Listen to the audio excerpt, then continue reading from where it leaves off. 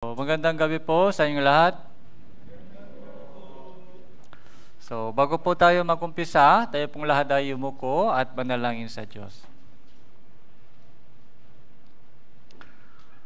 Banal at mahabaging Amang Diyos na nagmamahal po sa amin, salamat po sa gabing ito, sa itong pagkakataon na ipinakaloob niyo po sa amin upang malaman po namin kung ano ang kalooban mo na nakasulat sa Biblia. Hanggang ngayon lumakat po kami ayon po sa aming sariling kagustuhan. Hindi po namin alam kung ano ang maluwalhating kalooban mo, kung ano ang layunin mo sa aming buhay. Uni sa itong Bible Seminar, habang nakikinig po kami ng inyong banal na salita, unti-unti naunawan po namin kung sino po kami, kung ano ang pinakamahalagang bagay sa aming buhay. Sa gabing ito, tulungan niyo po kami sa aming pakikinig at pag-aaral ng inyong salita. Buksan niyo po ang aming puso at isipan upang makarating po kami sa tunay na pagkaunawa at pagkakilala sa Panginoon.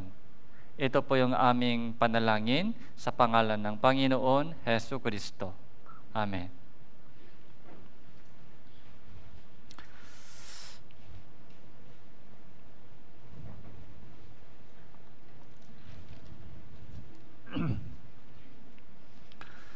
So, buksan po natin ang ating Biblia sa Bagong Tipan, Revelation chapter 21.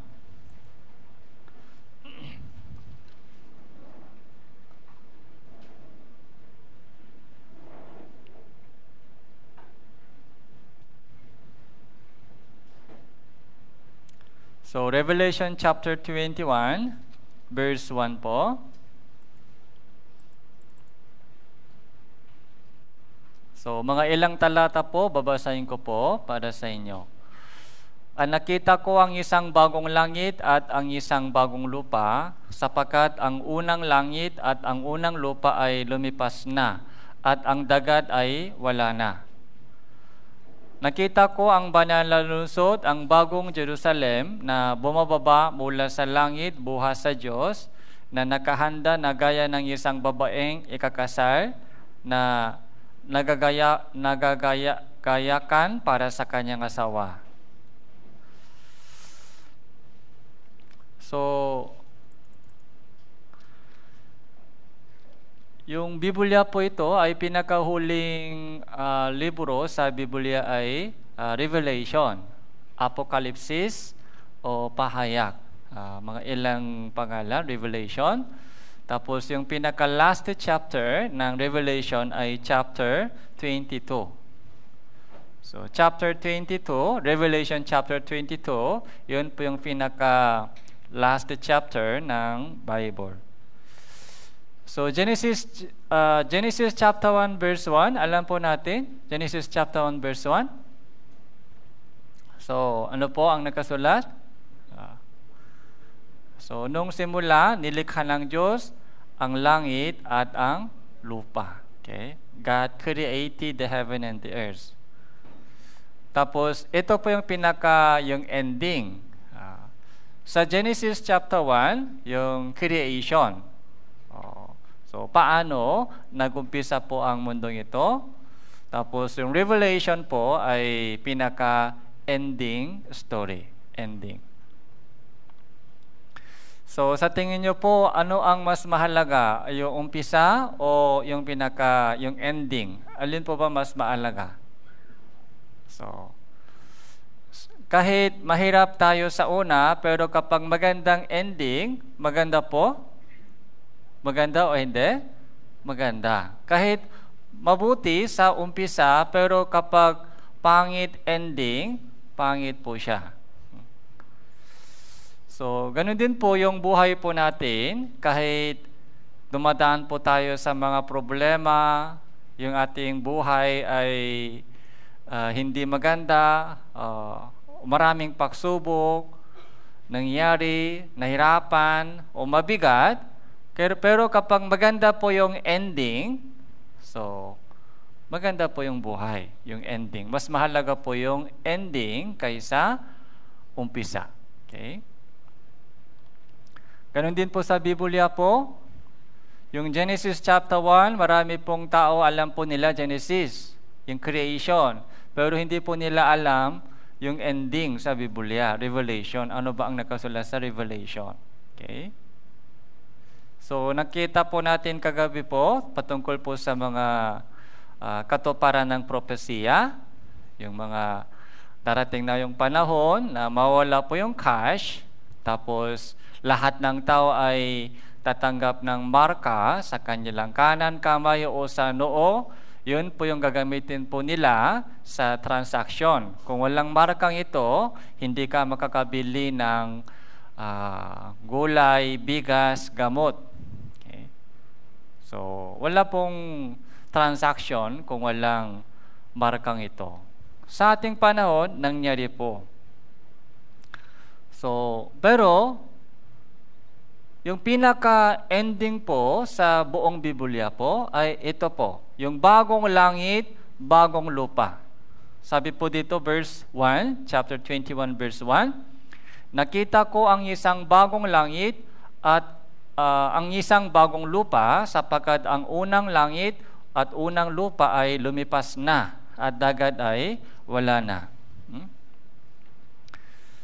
So, unang langit, unang lupa. So, ano po ito? Ito po yung langit at lupa ngayon, nakikita po natin. Yung langit at lupa, ito po yung unang langit, nilikha ng Diyos po ito, pero ito po ay mawawala. Tapos, ano po yung darating? Bagong langit, bagong lupa. Ito po ay sinasabi natin, Kingdom of Heaven. So, chapter 21 verse 4, ano po yung mangyari dito sa kaharian ng Diyos? Verse 4. So, pwede po natin basahin ng sabay-sabay. 3, 2, 1.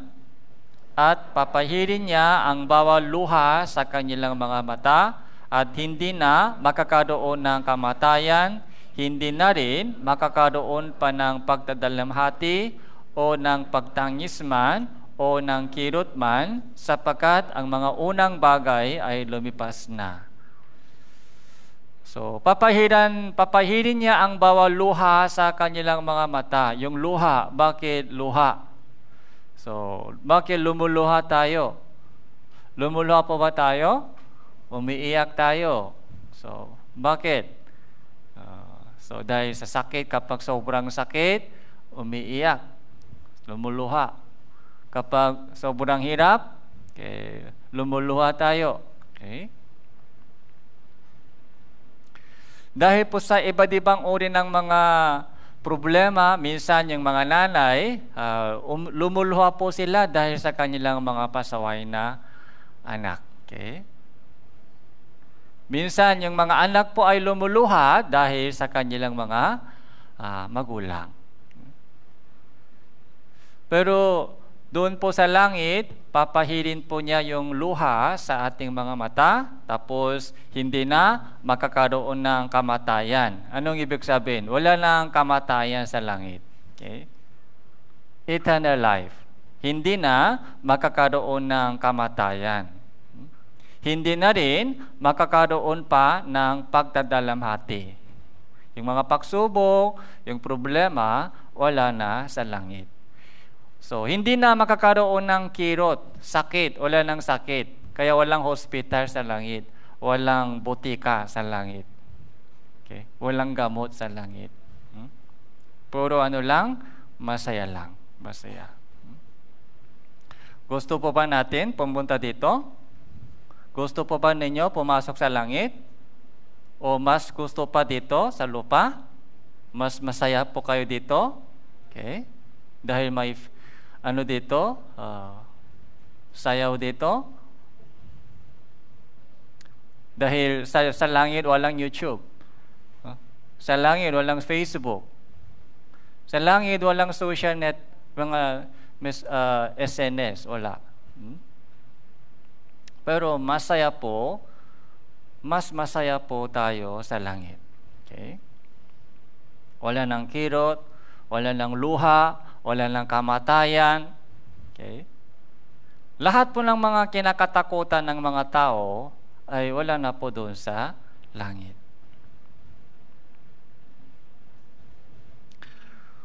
Pero hindi lahat ng tao ay papasok sa langit. Sabi sa Biblia, konti lang pupunta sa langit. Okay?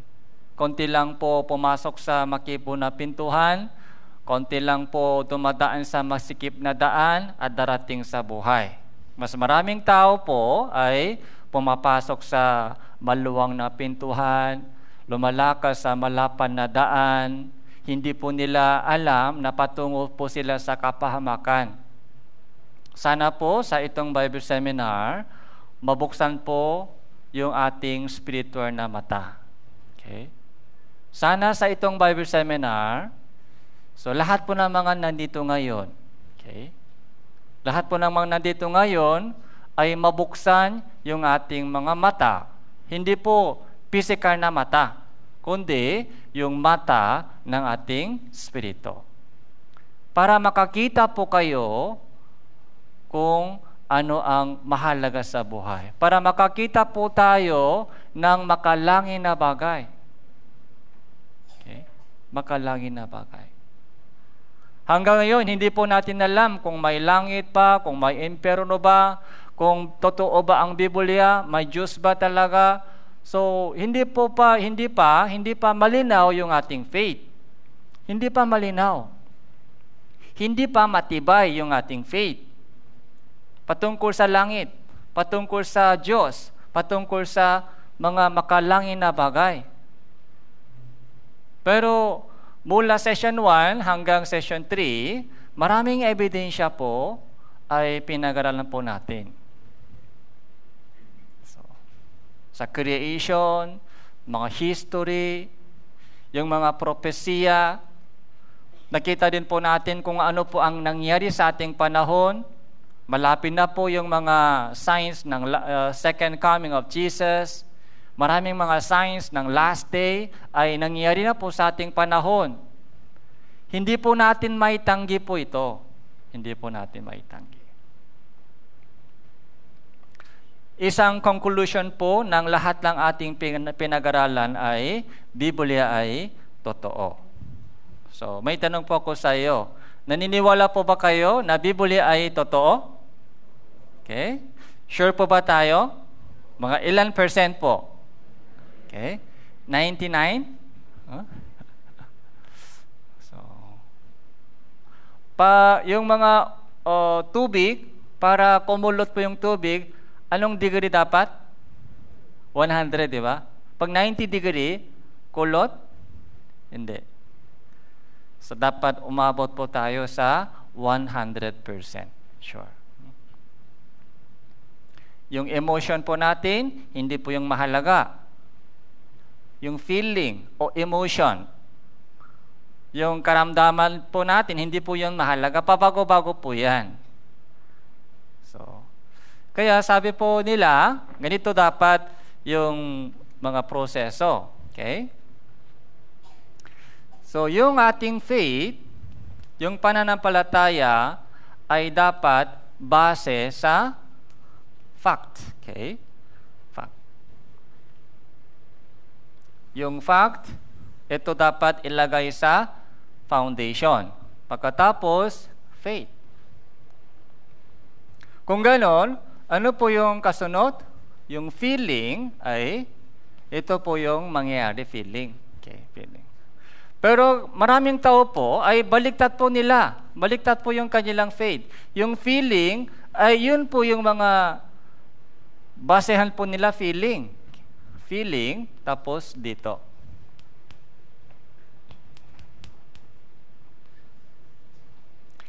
So, yung feeling natin Nagbabago po ito, hindi? Nagbabago. Parang ngayong gabi ay parang totoo ang Biblia. Pero kinaumaga, bukas ng umaga, ay parang hindi. Parang totoo, parang hindi. Okay? Yung feeling po natin pabago-bago, emotion. Kaya, kung ito po yung basehan po natin ng pananampalataya, ito rin pabago-bago. Hindi po ito totoong faith. Peke po ito, fake. Yung fact, sa Tagalog po, yung fact, okay? Katotohanan o totoo, okay? So, hindi po ito pabago-bago. Yung pinag-aralan po natin yung evidence, yung creation, yung history, yung science, yung mga prophecy, lahat po ay fact.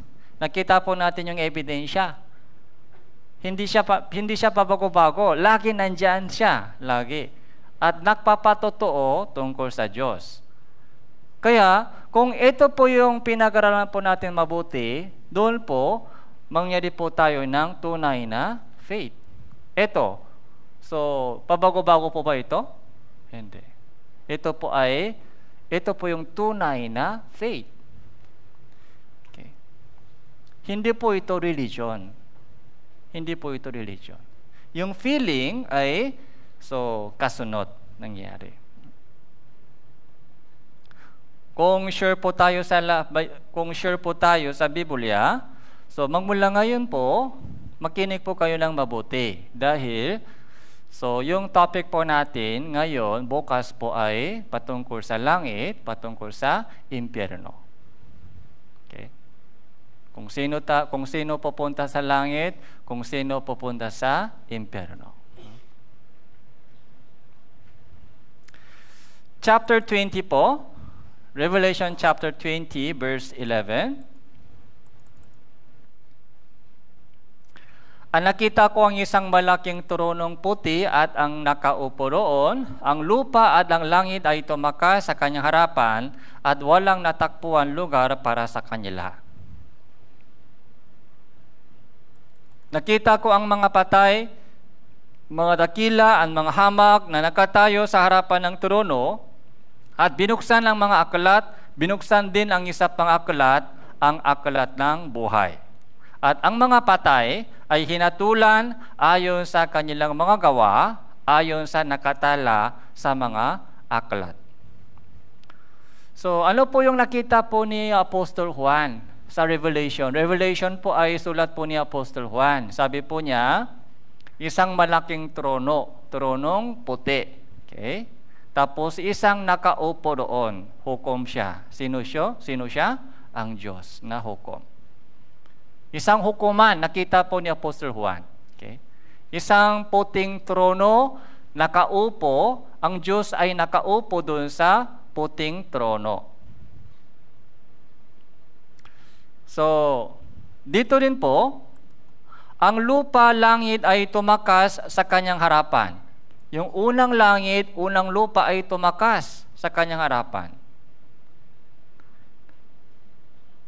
Tapos, nakita po ni Apostol Juan yung mga patay. Yung mga patay, mga dakila, mga hamak, nakatayo sa harapan ng trono. Isang hukuman. Binuksan ang mga aklat, binuksan din isa pang aklat, ang aklat ng buhay. Yung Book of Life. Okay. Ang mga patay ay hinatulan ayon sa kanilang mga gawa, ayon sa nakatala sa mga aklat. Okay. Lahat po ng mga tao, kasama po tayo, ay haharap po dito at hahatulan po tayong lahat doon po sa hukuman ng Diyos. Verse 15. Basahin po natin ito ng sabay-sabay. 3, 2, 1. At sino mang hindi natakpuan, nakasula sa aklat ng buhay, ay itinapon sa lawa ng apoy. So, meron pong langit, meron din pong lawa ng apoy. Lawa ng apoy. Ito po yung impyerno. Sa John chapter 3 verse 3, diba, na binanggit ko po sa inyo, malibang ang isang tao ipanganak na muli, hindi niya makikita ang kaharian ng Diyos. Kung isang tao po ay hindi ipanganak na muli, saan siya pupunta? Dito po siya sasama, lawa ng apoy. Hindi ito religion. Nung narinig po natin yung words born again, ay religion yan, Katoliko po ako, pero ito, hindi rin po ito religion. Yung aklat ng buhay, kung sino man hindi natakpuan yung pangalan nila sa aklat ng buhay, ay papasok sa lawa ng apoy. Chapter 21, verse 8.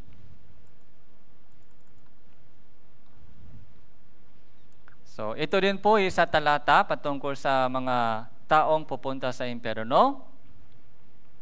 So, pwede po natin itong basahin. 3, 2, 1. Uni sa mga duwak, sa mga hindi nananampalataya, mga karumal-dumal, mga mamamatay tao, mga mapakyapit, mga mangkukulam, mga sumasamba sa Diyos-Diyusan, sa lahat ng mga sinungalin.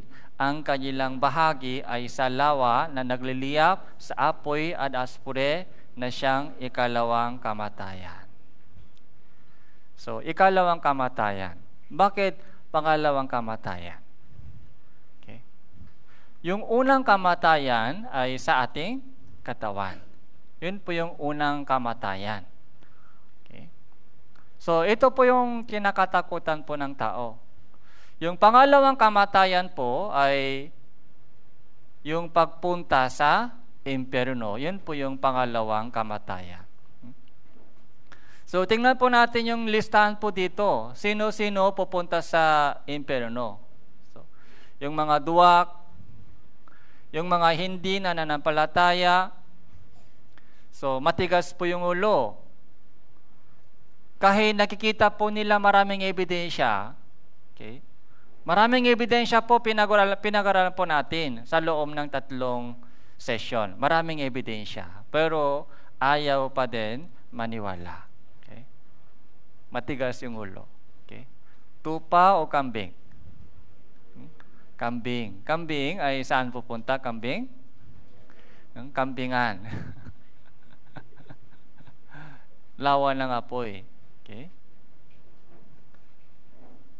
Karumal-dumal, ang mga mamamatay tao, okay? Mga mapagkyapit, mangkukulam, mga sumasamba sa Diyos-Diyusan, yung mga gumagawa ng mga ribulto, yung mga sumasamba sa mga ribulto, okay? Lahat. Sila po yung mga sumasamba sa Diyos-Diyusan. Lahat ng mga sinungalin. Sinungalin. Nakapag sinungalin po ba tayo? Yes. Sinungaling tayo. Okay? Sinungaling tayo. Lahat po ng mga sinungaling, ay pastor, hindi ako lagi, minsan lang nagsisinungaling. Mga ilang beses lang. Kahit isang beses ka nakapagsinungaling, sinungaling ka rin. Okay? Sa harap ng Diyos. Isang tao pinatay. Mamatay tao siya o hindi? 10 tao pinatay, mamatay tao hindi? Mamatay.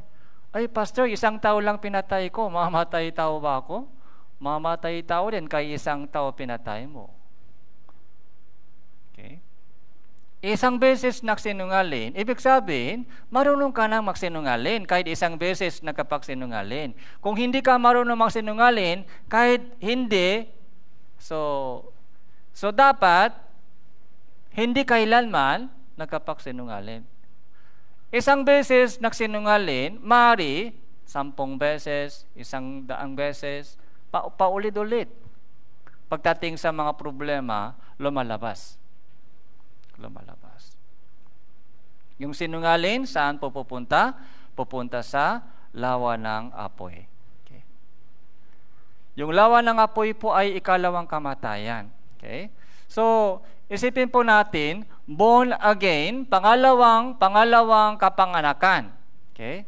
Unang birthday, pangalawang birthday, yun po yung born again. Yung unang kapanganakan sa laman, pangalawang kapanganakan sa espiritu. Ganun din po, kung hindi ka ipanganak na muli, magiging dalawa yung kamatayan mo.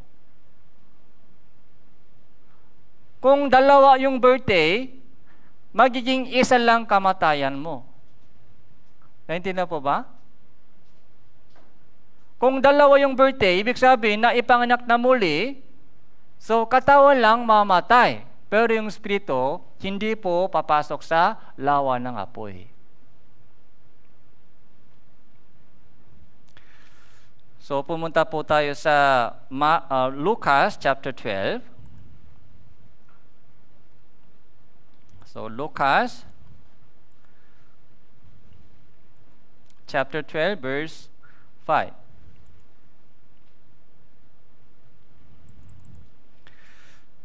So bakit ipinapakita ko po sa iyo yung mga talata sa screen? Okay? Kasi wala po tayong Bible reading.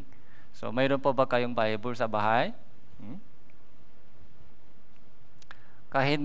Kung meron Bible sa bahay, binabasa po ba natin ang Bible?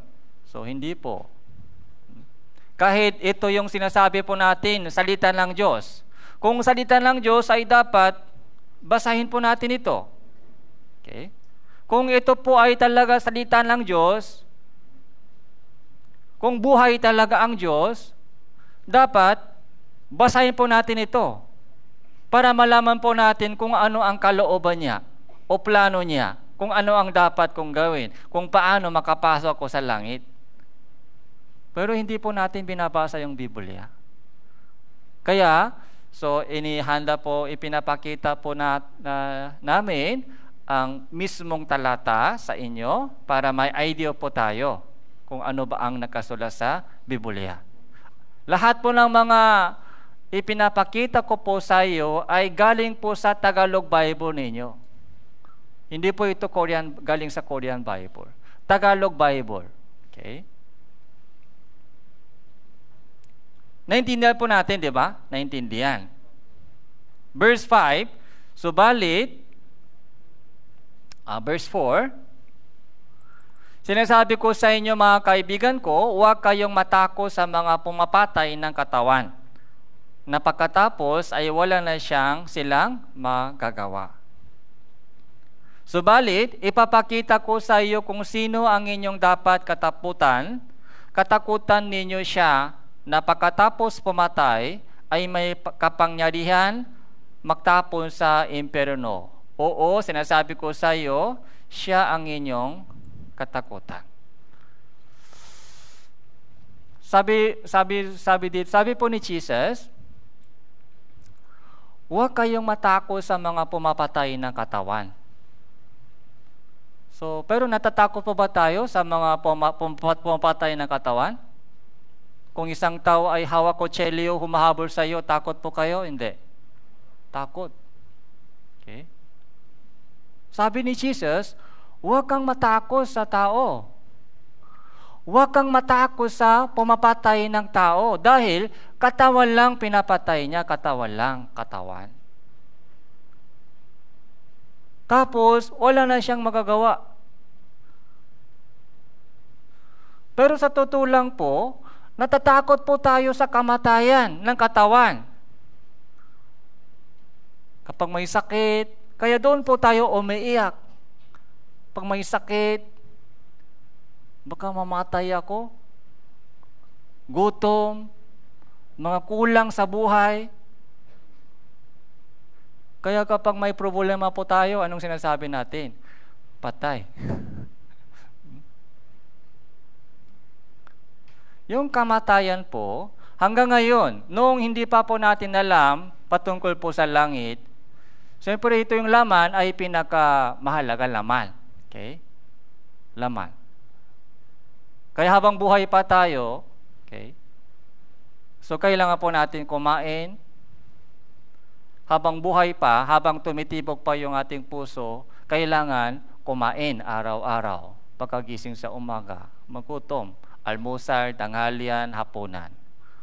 Yung pagod, kapag pagod po tayo sa gabi, dapat pahinga. Yung pahinga po para sa ating laman. Okay? Pagpagod, pahinga. Bagutom, kumakain. Habang buhay pa, hindi po natin maiwasan ito. Parang tuloy-tuloy. Pag uhaw, umiinom ng tubig. Kapag may sakit, okay, may disgrasya, so natatakot po tayo doon. Natatakot. Pero sabi ni Jesus, huwag kang matakot sa kamatayan ng katawan. Okay? Huwag kang matakot sa kamatayan ng katawan dahil kahit mamamatay ka, sabi ni Jesus, I am the way, I am the truth, I am the life. Okay?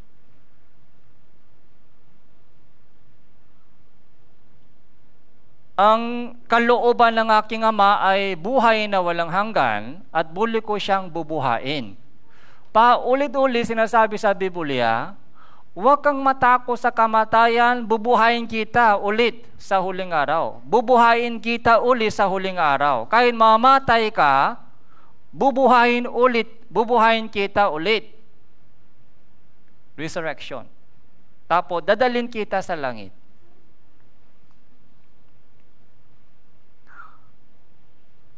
Pero ito po ay malayo sa atin.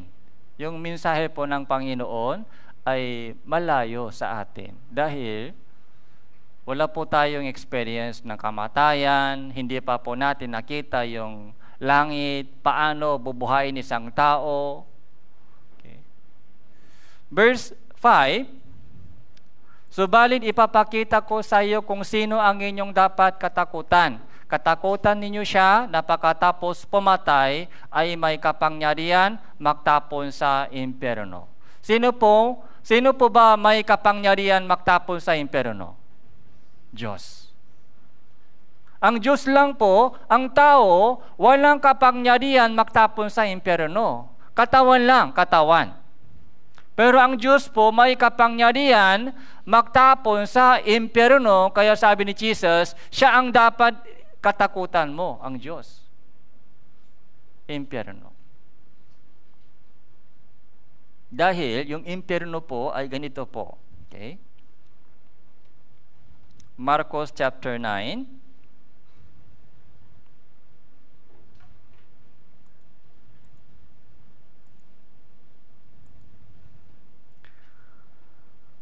Verse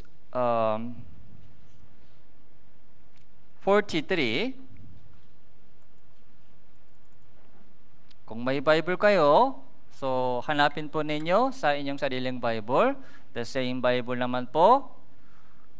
So Marcos chapter 9 verse 43. Ito naman po sinabi po ng Panginoong Jesucristo, kung ang kamay mo ay nakapagpapatiso sa iyo, putulin mo ito. Mas mabuti pa sa iyo ang pumasok sa buhay na baldado kaysa may dalawang kamay at mapunta sa impyerno, sa lawa na hindi mapapatay. Yung sabi po ni Jesus, verse 44, kung saan ang kanilang mga uod ay hindi namamatay at ang apoy hindi napapatay. Okay? May uod sa impyerno. Yung uod sa impyerno ay namamatay o hindi? Hindi namamatay. Walang kamatayan sa impyerno. Okay. Sa langit, walang kamatayan sa langit. Ganun din po, sa impyerno, walang kamatayan. Walang exit. Entrance lang. Alam niyo po ba? Entrance lang, pasok. Pero walang makakalabas doon. So, dahil bakit sinabi po ng Panginoon na katakutan mo ang Diyos na may kapangyarihan magtapon sa iyo sa impyerno? Dahil yung apoy sa impyerno hindi na mapapatay, yung uos sa impyerno hindi na mamatay. Kung kamay mo, meron pa ba kayo kamay? Kung ang kamay mo nakapagpapatisot sa iyo, anong ibig sabihin? Nakakasala po ba tayo na gamit kamay? Okay, eto, pag sinuntok, pag nag-aaway, anong ginagamit? Kamay. Okay, kamay ito. Suntok. Kung ganon, anong sabi ni Jesus? Putulin mo ito. Putulin. Kaya ba? Kaya ba natin putulin? So, ano dadalhin pa natin? Yung kutsilyo? Isipin po natin mabuti. Sabi ni Jesus, putulin mo ito. Kung ito ay ginagamit mo sa kasalanan mo, pag putol na, so, mawasan. Hindi ka makakasala gamit kamay. Mas mabuti sa iyo ang pumasok sa buhay na baldado. Ano po yung baldado? So, walang kamay. Kaysa may dalawang kamay at mapunta ka sa impyerno. Alin po ba yung choice po natin? Dalawang kamay o sa impyerno o kahit walang kamay sa langit? Alin po ba choice natin? Kahit isa kailangan? Kung hindi ka naniniwala sa Diyos, o siyempre, dalawang kamay. Dalawang kamay. Mas masaya, mas gusto ko mag-enjoy pa sa mundong ito. Kung walang kamay, anong gagawin ko? Kawawa naman kung walang kamay. Kung hindi ka seryoso sa Bible, siguro mga ayaw pa putulin yung kamay. Ayaw pa putulin. Verse 45, kung ang paa mo nakapagpapatisot sa iyo, putulin mo ito. Mas mabuti pa sa iyo ang pumasok sa buhay na pilay kaysa may dalawang paa ka at may tapon sa impyerno. So, ginagamit pa ba natin yung paa sa paggawa ng kasalanan? Yes, ginagamit. Pagpunta sa mga hindi magandang lugar, mabilis. Okay? Mabilis. Kung saan ang kanilang mga uod ay hindi namamatay at ang apoy hindi napapatay. 47, kung ang mata mo ay nakapagpapatiso sa iyo, dukitin mo ito. So, mas grabe, dukitin. Yung mata, ginagamit pa ba natin yung mata sa kasalanan? Yes. Ano po yung nanonood po natin sa cellphone? Okay? Yung mga malaswang bagay. Okay? Pag nanonood po tayo ng mga hindi maganda, yung mata po ay ginagamit, mata. Sabi ni Jesus, dukitin mo, dukitin. Mas mabuti pa sa iyo ang pumasok sa kaharian ng Diyos na may isang mata, kaysa may dalawang mata at mabulit sa impyerno.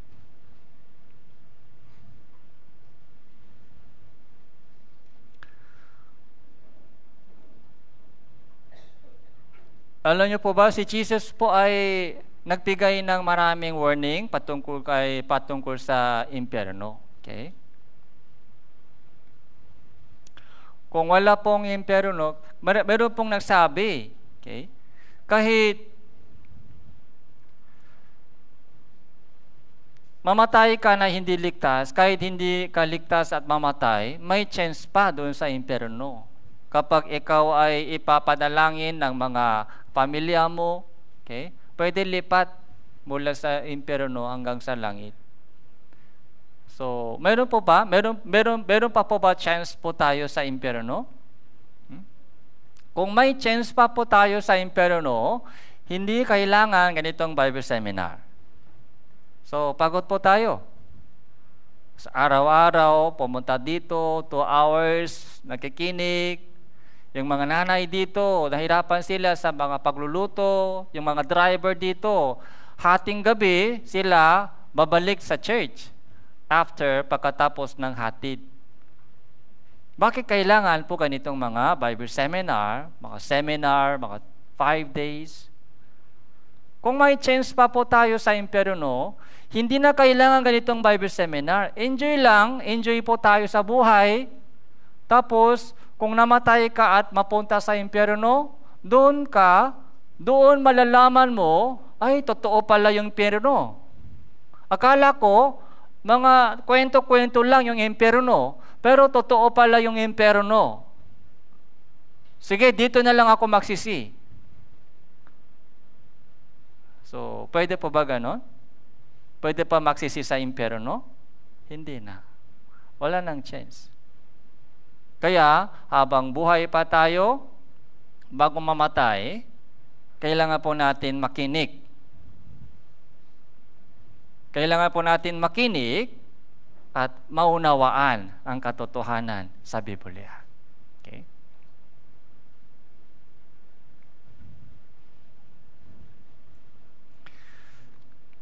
So, Roma chapter 1.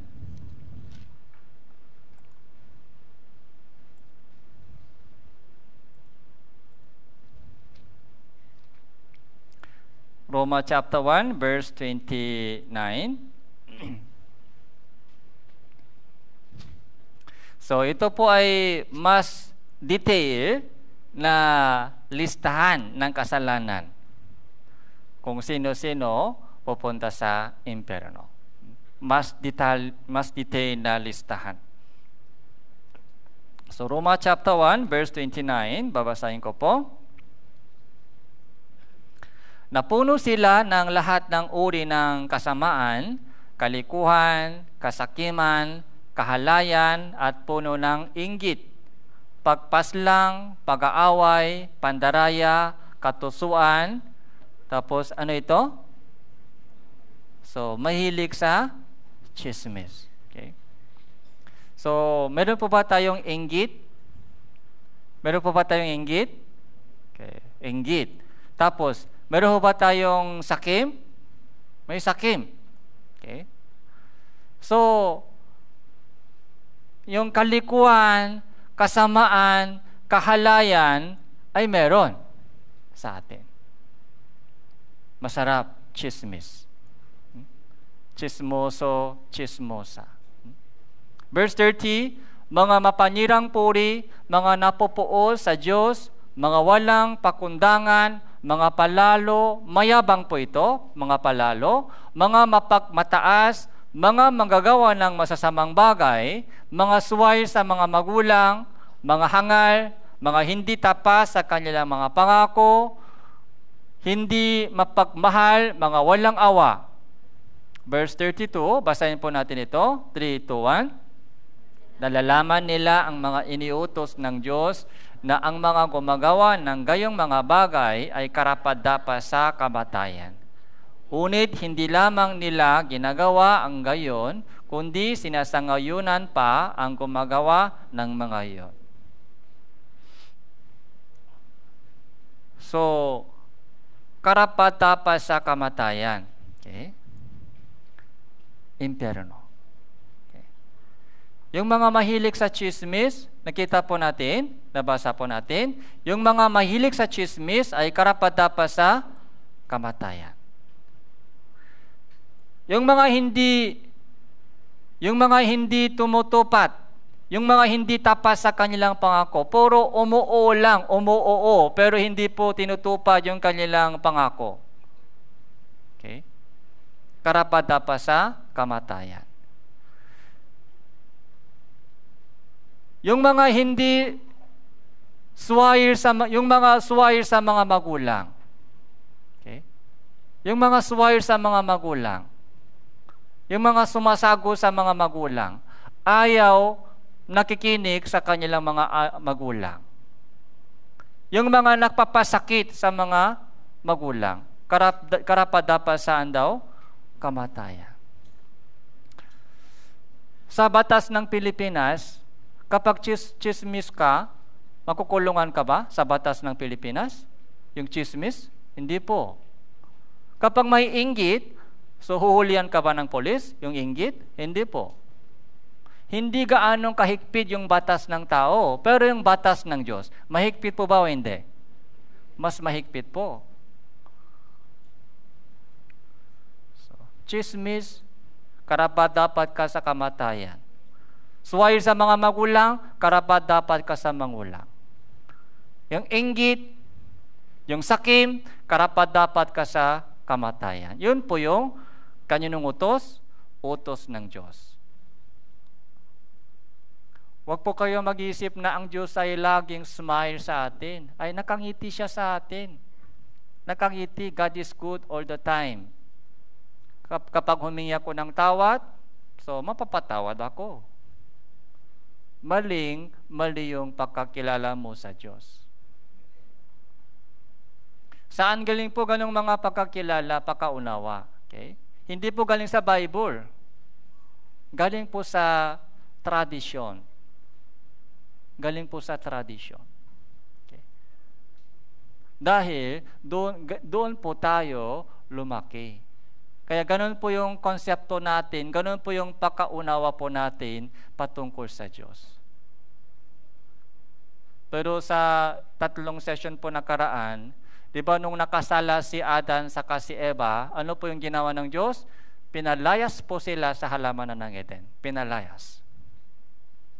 Tapos yung halamanan ng Eden ay ibinaon ng Diyos sa ilalim ng lupa. Nung nakasala po yung mga tao sa panahon po ni Noe, ilan po ba? Anong ginawa ng Diyos? Okay? Sabi niya, lilipulin ko ang tao sa ibabaw ng lupa. Lilipulin. Sa pamamagitan ng tubig, 40 gabi, 40 araw, walang tigil ulan galing sa taas, kaya lahat ng mga tao sa ibabaw ng lupa ay nalipol. Pati yung mga hayop, gumagapang, yung mga ibon, lahat ay patay. Lahat. Yun po yung ginawa ng Diyos. Yun po yung hustisya ng Diyos. Hindi po niya pinatawad po yung mga kasalanan. May darating pang fire judgment. Fire judgment. Noong nakasala po yung mga Israelita, pananagutan namin at ng aming mga anak, ipako sa cross si Jesus, ipako siya sa Diyos, ipako siya sa cross. Nung namatay po si Jesus, yung kanilang kasalanan ng mga Israelita ay pinarusahan po ng Diyos sa loob ng 2,000 years. 2,000 taon. Ano po yung parusa ng Diyos sa kanila? Ikinala sila sa buong mundo. Kung saan man sila pumunta, pinagpatay sila ng mga Hudyo. Nakita po natin yung Second World War, Holocaust. Kung paano po, so pinarusahan po sila ng Diyos. Okay. Ang Diyos ay hustisya. May impyerno. Sabi po ni Jesus, katakutan mo siya. Kung walang takot, kung wala po tayong takot sa Diyos, walang pag-asa. Okay. Takot po tayo sa sakit. Tama po? Natatakot po tayo sa sakit. Kapag may sakit, umiiyak po tayo. Kapag may problema sa bahay, umiiyak tayo. Pero walang takot sa Diyos. Walang takot. Walang takot sa impyerno dahil hindi po siya nakikita. Malayo. Malabo sa atin. Pero sa itong Bible seminar, so may Bible po tayo, Bible. Dito po natin nakikita kung sino si God. Kung ano ang katangian niya. Kung ano ang hustisya niya. Okay? Kaya dapat buksan po natin ang Bible at pag-aralan po natin yung Bible.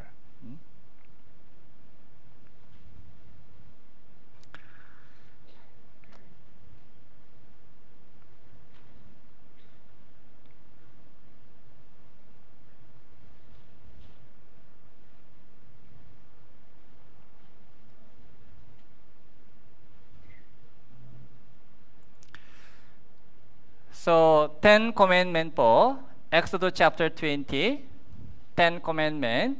Alam po ba natin yung 10 Commandment? So, ibinigay ng Diyos sa atin 10 utos. 10 utos, ito po yung batas ng Diyos. Ito po yung pamantayan ng Diyos. Okay? 10 sila, 10. So, from number 1 hanggang number 4, ito po yung utos para sa Diyos. Para sa Diyos. Huwag kang makaroon ng ibang mga Diyos sa harapan ko. Huwag kang gagawa ng inukin na larawan o ng anumang kawangis ng anumang bagay. Huwag mong silang yuyukuran o paglingkuran man sila. Sa madaling salita, yung pangalawang utos po ay huwag kang gumawa ng anumang rebulto. Huwag kang yumuko sa harapan ng gawa ng tao. Anumang hugis, huwag. Yun po yung number 2. So, naintindihan po ba? Ang Diyos ay espiritu. Wala po siyang nakikitang hugis katulad ng tao. Okay. Mas malaki po siya kaysa buong mundo. Hindi pwede gumawa tayo ng mga nakikitang hugis. Ito ang Diyos. Hindi pwede. Pero maraming tao po, gumagawa sila ng mga Diyos-Diyusan, mga rebulto, kahoy, yung mga magagandang materialis, ginagamit po nila, yung hugis ng tao, okay, imahe ng tao, magagandang imahe, mga drawing, doon po sila yumuyuko, doon po sila nagdadasal. Malaking kasalanan po yun. Pagsamba sa Diyos-Diyosan. Number 3, huwag mong banggitin ang pangalan ng Panginoon mong Diyos sa walang kabuluhan. Okay? Number 4, alalahanin mo yung araw ng Sabat. Ito po yung 4 po ay para sa Diyos. Tandaan po natin, 4 po, 4. Tapos, number 5, igalang mo ang inyong mga magulang. Huwag kang papatay, huwag kang mangalunya, huwag kang magnakaw, huwag kang magsinungaling, huwag kang magimbot. 6, ito po ay utos ng Diyos para sa tao. Okay? Kaya bali, 10. So, ito po yung isang pamantayan ng Diyos para makilala po natin yung ating sarili. Okay. Kung sino tayo, kung gaano kasama po yung ating puso, kung gaano kadumi yung ating puso. Okay. So, panoodin po natin isang video clips.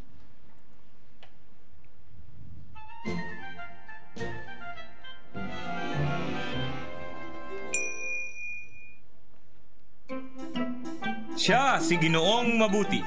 Heto ang taong lamang sa kabutihan. Ginagawa ko lang naman ang tama. Sa sobrang kabutihan niya, kung mabubuting tao ang napupunta sa langit, siya ang mauuna. Talaga naman. Ginoong Mabuti, sumusunod ka ba sa 10 utos? Madalas. Maari bang masubukan natin ang iyong kabutihan? Sige. Okay, hetong isa. Huwag kang magsisinungaling. Nakapagsinungaling ka na ba? Oo. Sino bang hindi? Anong tawag sa taong hindi nagsasabi ng totoo? Sinungaling. Heto pa. Huwag kang magnanakaw. Nakapagnakaw ka na ba kahit minsan? Hindi! Pero kaamin mo lang na sinungaling ka. Matagal na yon. Bata pa ako. Tsaka candy lang naman. Anong tawag mo sa taong nagnanakaw? Magnanakaw. Sige, eto pang isa. Huwag kang mangangalunya. Madali yan. Hindi ko lolokohin ang asawa ko. Hi, Pogi. Wow! Sabi ni Jesus, kung nakatingin ka na sa isang babae na may pagnanasa, nangalunya ka na sa puso mo. Tama.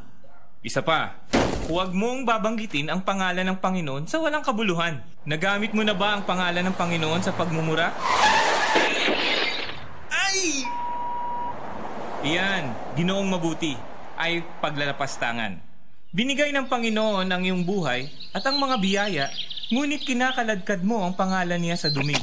Sa sarili mong pag-amin, Isa kang sinungaling, magnanakaw, mapaglapastangan, at mangangalunya sa iyong puso.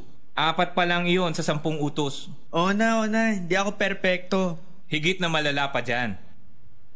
Halimbawa, malalagyan natin ng microchip ang iyong utak at maitatala ang lahat ng iyong sikretong iniisip sa isang buong linggo at ipalabas ito sa isang sinihan. Ay, nakakahiya yun! Tama. Alam ng Diyos ang lahat, pati ang mga sikretong nilalaman ng iyong puso. Teka! Kung ihambing ako sa ibang tao, isa akong santo. Ngunit ang pamantayan ay ang utos ng Diyos, hindi ibang tao. At kung magkasala ka ng kahit 5 beses lamang sa isang araw, sa isang taon, aabot na sa 1,825 ang kasalanan mo. Kung umabot ka sa 70 taong gulang, magkakasala ka ng higit sa 127,000 beses. Mananagot ka sa bawat kasalanan sa araw ng paghuhukom. At ayon sa Biblia, ang bawat isa sa atin ay magbibigay tuos sa Panginoon. Pero papatawarin niya ako, di ba? Subukan natin yan sa isang korte. Alam ko namang madalas akong lumabag sa batas. Pero baka naman pwede natin itong palampasin. Ang tiwaling hukom lamang ang papayag sa ganoon. Ang sasabihin ng isang mabuting hukom ay, ang kabayaran mo para sa iyong krimen, ang singil ng hustisya. Hindi tiwaling hukom ang Panginoon. Kinapopotan niya ang kasalanan. Nagbabala si Jesus na sa araw ng paghuhukom, ang lahat ng nagkasala sa Panginoon ay nararapat na mapunta sa kakilakilabot na lugar na kung tawagin ay impyerno. Walang takas dito.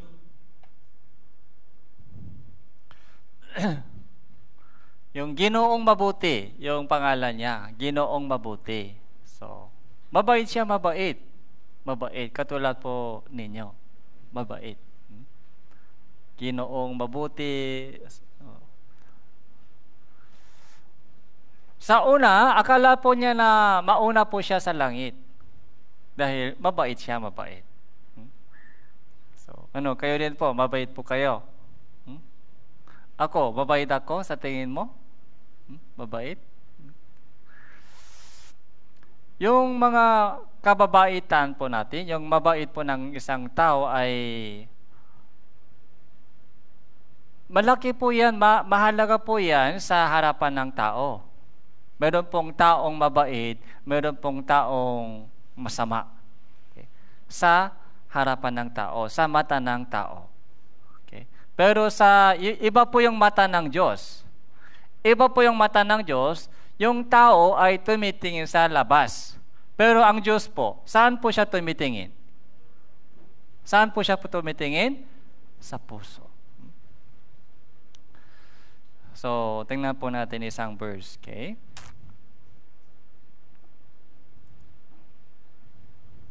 Unang Samuel chapter 16 verse 7. Yung kulay yellow po yellow, basahin po natin ng sabay-sabay. 3, 2, 1. Ang tao ay tumitingin sa panlabas na anyo, ngunit ang Panginoon ay tumitingin sa puso. Tao tumitingin sa panlabas na anyo. Kaya madali lang maloko ang tao. Madali lang maloko ang tao. Pero ang Diyos po ba, maloko po natin? Hindi pwede, imposible, dahil ang Diyos po ay tumitingin sa ating malalim na bahagi ng puso. Yung pinakamalalim na bahagi. May sekreto po ba sa harapan ng Diyos? Walang sekreto, walang tago. Lahat po ng ating mga iniisip, lahat ng nangyari sa ating puso at isipan po ay nakikita niya lagi. Walang sekreto sa harapan ng Diyos. Tandaan po natin. Okay? Ang Diyos ay tumitingin sa ating puso. Kaya ang puso ay mandaraya kaysa lahat ng bagay, lubhang napakasama. Sinong makakaunawa nito? Akong Panginoon ay sumisiyasat ng pag-isip, sumusubok ng puso. So, yung puso ay mandaraya kaysa lahat ng bagay.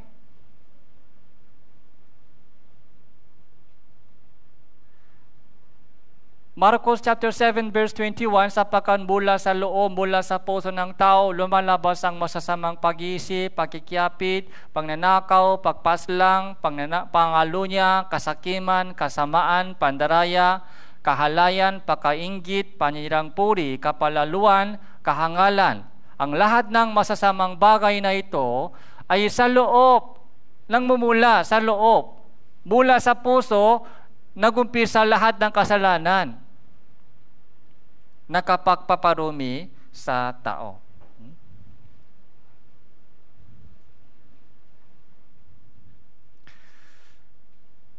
So, yung Ginoong mabuti po, kahit mabait po siya, mabait siya talaga, mabait. Pero sa harap ng tao, sa tao lang mabait, sa kapitbahay lang mabait, sa pamilya lang mabait, pero sa harapan ng Diyos, hindi po siya mabait. Hindi po siya mabait sa harapan ng Diyos. Kaya, di ba, huwag kang magnanakaw. Sabi po ng Ginoong mabuti, matagal na yun, isang candy lang yan, isang candy. Nang nakaw ako, isang candy lang, maliit lang siya, pero sa harapan ng Diyos, hindi po maliit kasalanan. Pangnanakaw pa rin. Mangnanakaw pa rin. Kahit matagal na, alam niyo po ba, yung kasalanan po natin ginagawa, yung matagal na ginawang kasalanan, naalala po ba o kalimutan agad?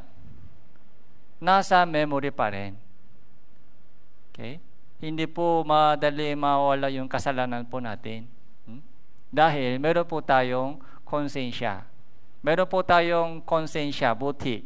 Kaya lahat ng kasalanan po ginagawa po natin ay may recording na dito. May recording. May recording. Kaya doon po sa hukuman ng Diyos, pag humarap po tayo sa hukuman ng Diyos, so lahat po ng ating mga ginawang kasalanan ay i-display. Lalabas po sa screen, malaking screen. Yung secret kasalanan, ako lang nakakaalam, dalawa lang nakakaalam. Lahat po ay lalabas po doon sa malaking screen sa hukuman ng Diyos.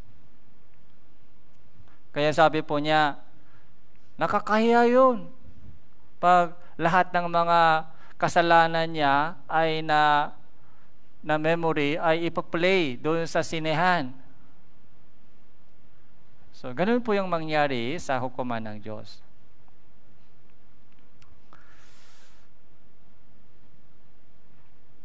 Isa-isa po, tingnan po natin sa gili itong 10 utos.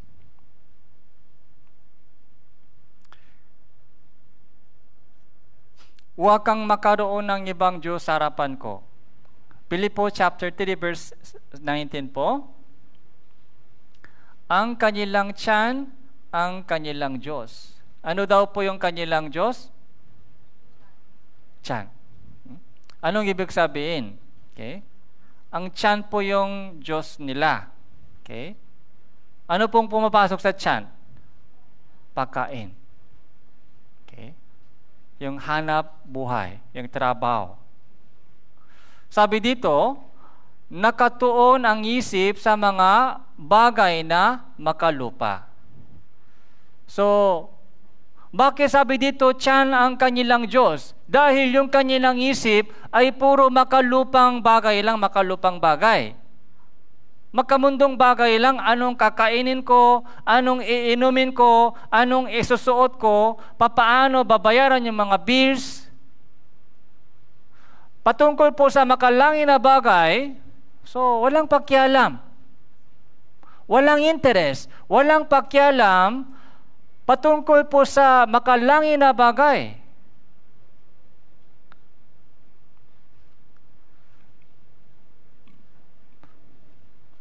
Kung may Diyos talaga, dapat maghanap po tayo ng kalooban niya. Dapat natin tanungin sigat, Panginoon, ano ang plano mo? Ano ang dapat kong gawin?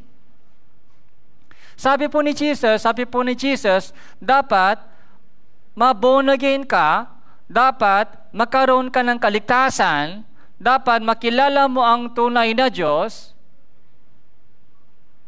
may langit, may impyerno, dapat mong malaman kung paano makapunta ka sa langit. Yun po yung sabi po ng Diyos sa atin. Pero kung walang interes, pag iniimbitahan po sila sa Bible seminar, yung katwiran po nila lagi, busy ako, busy.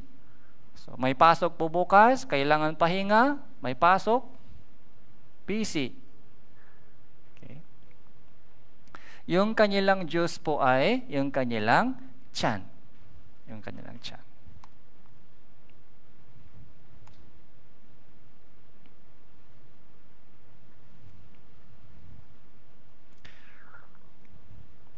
Yung pera po ay hinahabol po ng maraming tao, yung pera. Money is the biggest religion in the world. Okay? Money is the biggest religion in the world, yung pera. Habol na habol pera hanggang mamatay. Okay? Pagdating sa dulo, so sabi dito, sapagkat ano ang mapapakinabang ng tao na makamtan ang buong salibutan at mapahamag ang kanyang buhay. Nagkamtan na lahat. Pero kapag mapahamak po siya sa impyerno, anong silbi?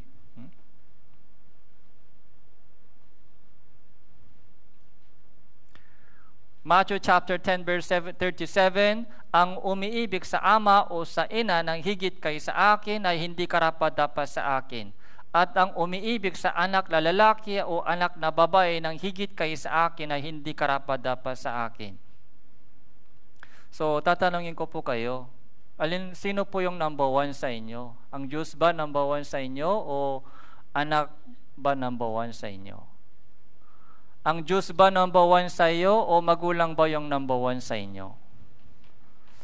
Diyos ba talaga number one sa inyo o trabaho ay number one sa inyo? Trabaho. Kung hindi po siya number one, kung Diyos po ay buhay talaga, dapat number one siya lagi.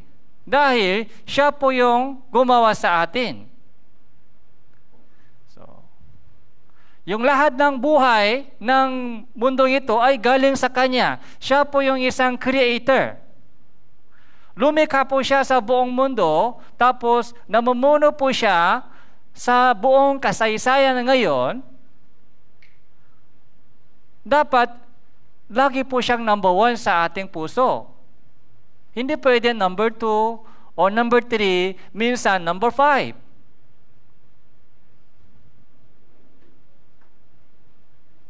Ay anak muna o magulang yung number 2, yung mga trabaho number 3, yung kaibigan number 4. Ang Diyos ay parang number 10 na siya, number 10. Number 10. Walang oras po tayo sa Diyos. Walang oras po tayo para sa Diyos.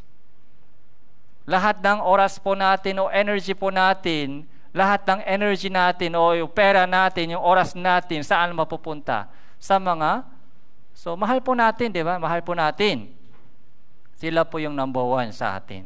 Ang Diyos pa ay parang wala. Wala. Ito po ay isang pinakamalaking kasalanan. Okay? Na wala po tayong galang sa Diyos.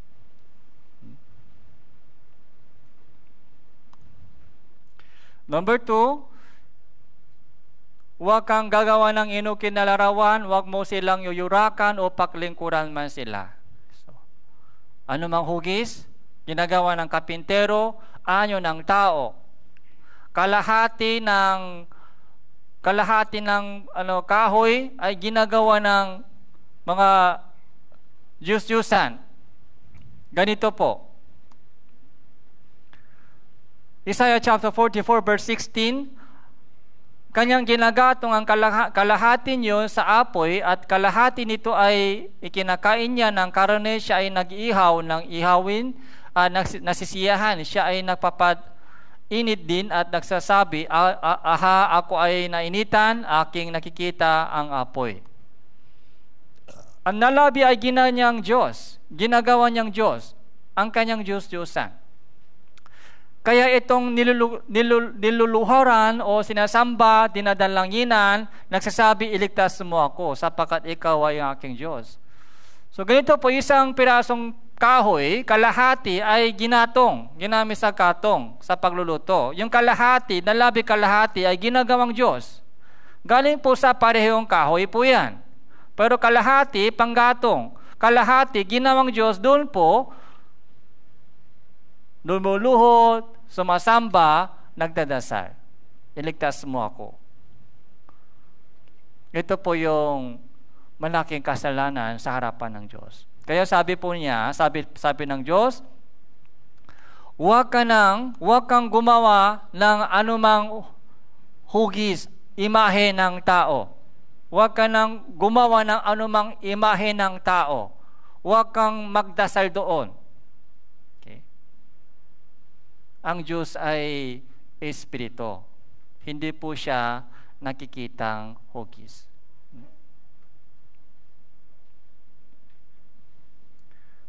May bibig, hindi nagsasalita. May mata, hindi sila nakakakita. May tenga, hindi sila nakakarinig. May ilong, hindi sila nakakaamoy. Yung hugis lang. So, ito po ay malaking kasalanan. Lalo po sa mga 10 Commandments sa Catholic Church. So, parang 10 din po sila, pero dito po, para sa Diyos, dapat 4.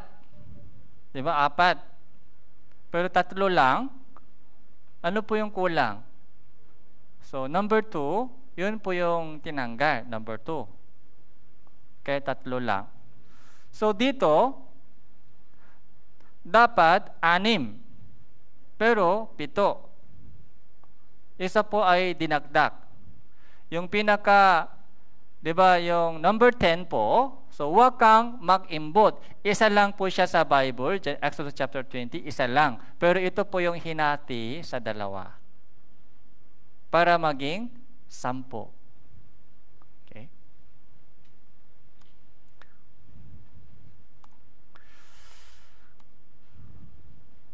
So, number 3, maraming idol sa ating panahon.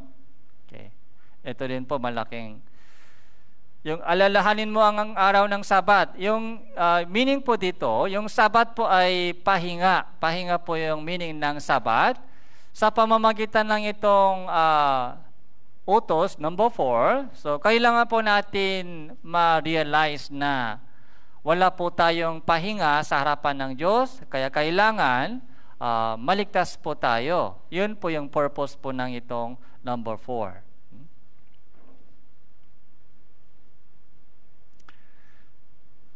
Number 5, igalang mo ang inyong ama at inyong ina.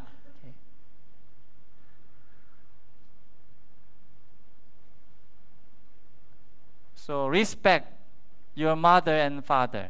Igalang. Kapag ipinanganak po tayo sa mundong ito, so, meron pong mga nanay at tatay. Okay? Sino pong ipinanganak na walang tatay at nanay? Walang tao. Okay? Hindi po tayo nahulog mula sa langit, hindi po tayo bigla lumitaw sa lupa. Okay? Nung lumabas po tayo sa mundong ito, meron na po tayong nanay at tatay. Parang 2 angel. Lagi nag-alaga sa atin. Kung wala po tayong magulang, nandito po tayo? Wala. Okay, wala. Kung wala pong sacrifice po ng magulang, so kung wala pong mga alaga o sakripisyo o pawis, yung luha, minsan dugo ng mga magulang, wala po tayo dito. Wala po tayo dito. Yung pag-ibig po ng magulang po, pag-ibig ng magulang ay dakilang pag-ibig. Alam niyo po ba?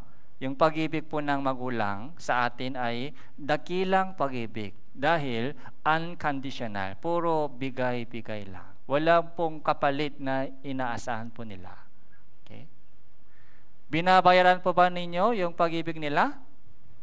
Nanay, Magkano yung babayaran kita? Kaya ba natin bayaran yung kanyang sakripisyo? Hindi kaya natin. Tapos hindi po sila nag-request sa atin. Anak, bayaran mo yung mga lahat ng pagkain mo, yung mga damit mo. Wala pong ganong magulang. Bigay, puro bigay lang.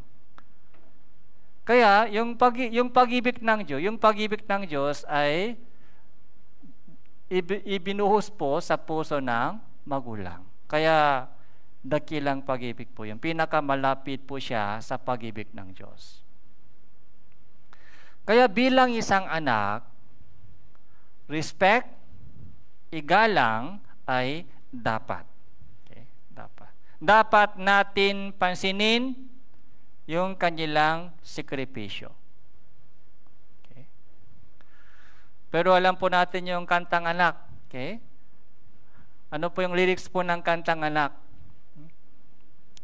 Nung isilang ka sa mundong ito, laking tuwa ng magulang mo. Okay? Laking tuwa ng magulang mo. Okay. Pag malaki ka na, tuwang pa rin?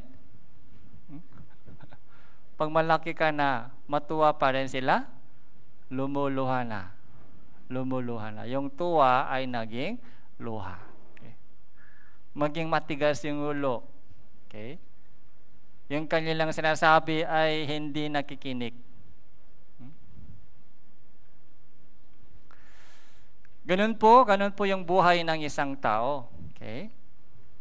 Kapag may anak na, okay, doon po malalaman po nila, ganito pala yung puso ng magulang. Okay?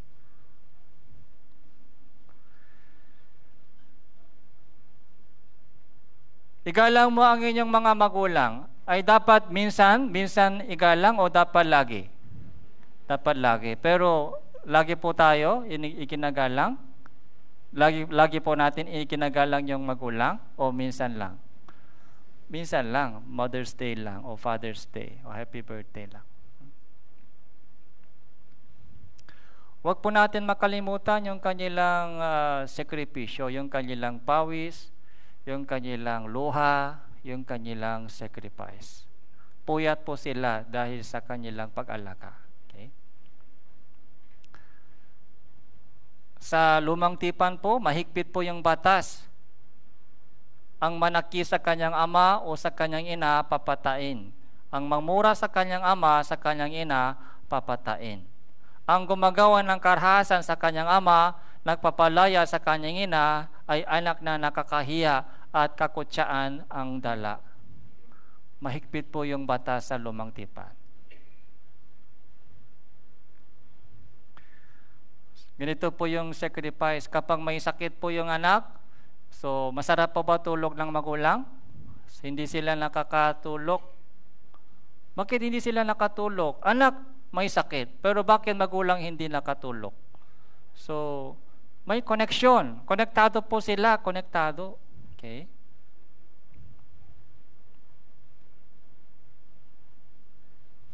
So, panoorin po natin isang video clip. Okay.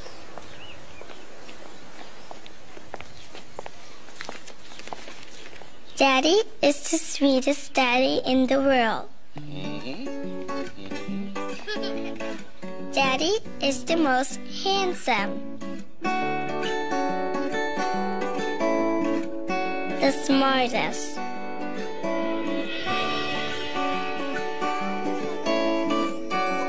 the most clever, the kindest.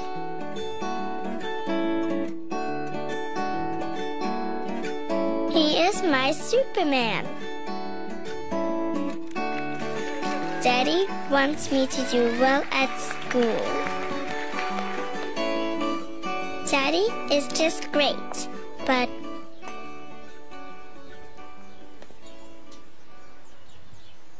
he lies.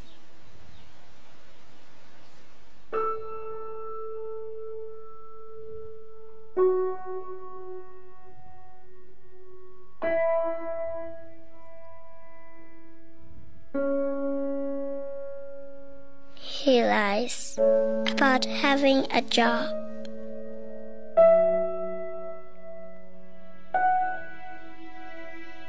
He lies about having money.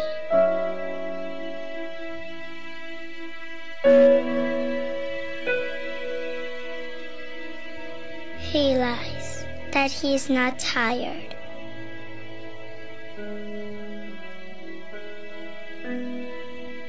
He lies that he's not hungry.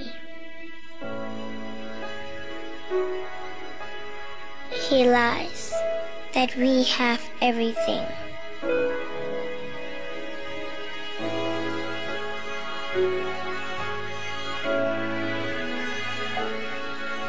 He lies about his happiness.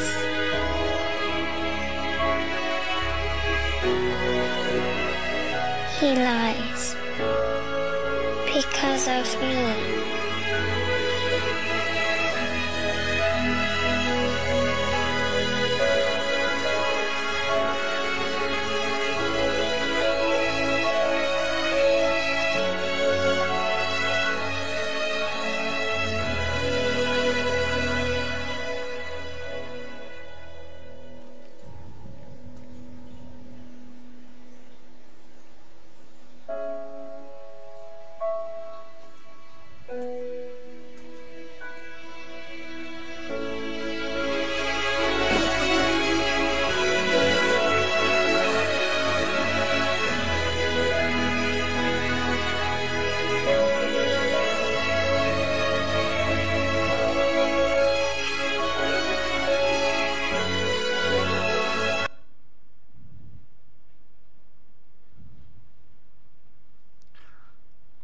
Kapag may masarap na pagkain, sabi po ng magulang ay busog ako, ikaw na lang. Pero busog sila? Hindi po. Para sa mga anak, so sabi po nila busog. Kahit nasugatan po yung mga daliri, tuloy-tuloy yung mga pagluluto, sabi po ni mamay ay okay lang. So yung pag-ibig po ng magulang ay pinakamalapit sa pag-ibig ng Diyos. Yung puro mga giver sila, giver hanggang mamatay. Hanggang mamatay po sila, puro bigay lang. Ganun din po ang Diyos. Tandaan po natin ang Diyos. Okay? So lahat po ng mga kailangan po natin ay ibinibigay ng Diyos sa atin libre. Yung hangin, binabayaran pa ba natin yung hangin? Yung mga sunlight, binabayaran pa ba natin yung mga liwanag? Hindi po. Yung kuryente may bayad, pero yung mga liwanag galing po sa araw, may bayad po ba? Wala. Yung hangin, yung mga masasarap na mga prutas, yung magagandang bulaklak, yung pagkain po natin. Kung walang Diyos, patay po tayo. Patay agad po tayo kung walang Diyos. Kung walang tulong, kung walang gabay ng Diyos, patay po tayo agad. Yung tumitibok po sa ating puso, tumitibok pa ba yung ating puso? Tumitibok. Okay? Sino po ba ang nagpapatibok ng ating puso?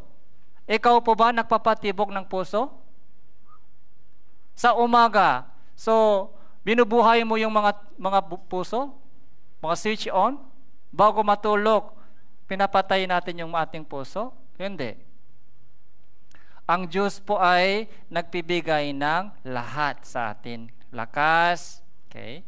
Yung ating katalinuhan, yung ating kalakasan, lahat po ay galing sa Diyos. Pero hindi po tayo marunong magpasalamat sa Kanya. Mga take it for granted. Sanay na po tayo. Sanay na. Kaya, igalang mo ang inyong mga magulang. Yun ang kailangan po natin matutunan bago igalang ang Diyos. Kung hindi ka marunong gumalang sa magulang, mahirap mo igalang ang Diyos. Kaya, so pag-uwi po kayo, so magpasalamat po tayo sa magulang. Yakapin po ninyo ang magulang. Number 6, huwag kang papatay. Ito din po, isang malaking batas ng Diyos. So, yung huwag kang papatay. Pero akala po natin, hindi po tayo nakapatay. Kasi malaking kasalanan po ito. Hindi ako mamatay tao. Yun po ba yung pagkaunawa po natin? Okay? Yung pagpatay sa katawan. Pero yung pamantayan ng Diyos ay mahigpit. Unang Juan chapter 3 verse 15, ang sino mang napupuo sa kanyang kapatid ay isang mamamatay tao. Sino po yung mamamatay tao? Yung pagpatay sa katawan? Hindi po. Puot lang. Galit lang. Puot, galit. Yun po yung umpisa ng pagpatay. Umpisa. Sino mang napupuo sa kanyang kapatid, sino mang nagagali sa kapwa, sa pamilya, sa mga kaibigan ay isang murderer. Murderer. Dahil ang Diyos ay tumitingin sa ating puso. May leon po, may mabangis na hayop po tayo sa ating puso. So, kapag okay lang, parang angel po tayo, angel. Pero pag nainis po tayo, angel pa rin po tayo, angel? So, lumalabas yung sungay. Lumalabas yung mga sungay. Hindi na angel. Lumalabas yung mababangis na ugali. Violenteng ugali.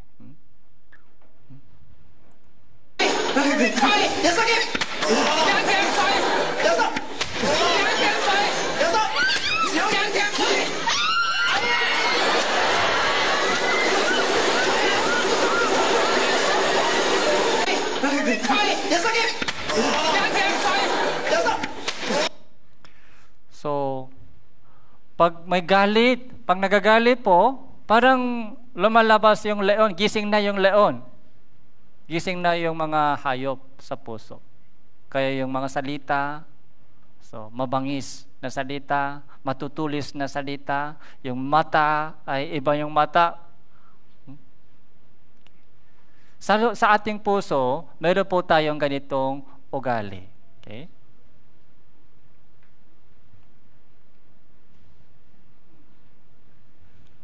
Yung dila po ay parang suntok.